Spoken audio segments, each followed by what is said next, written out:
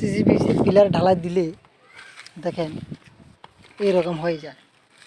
এটা কেন হয়? আসলে এটা যে ঢালাই দেওয়ার পর যে ওটাকে ভাইব্রেশন করানো হয় সেটার মধ্যে একটু গন্ডগোল থাকে, সেই জন্য এরকম হয়।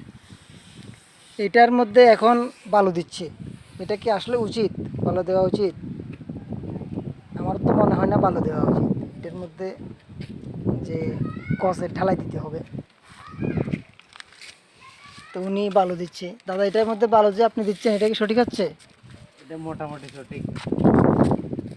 তেমন একটা ক্ষয়ক্ষতি হয়নি, সেই জন্য মনে করেন এটা দিয়ে দিচ্ছে।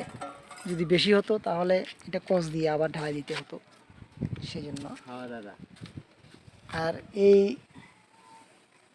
এরকম যাতে না হয় আগামীতে আপনারা একটু চিন্তা ভাবনা করবেন, ভালো করে ভাইব্রেশন করতে হবে। ঠিক আছে দাদা।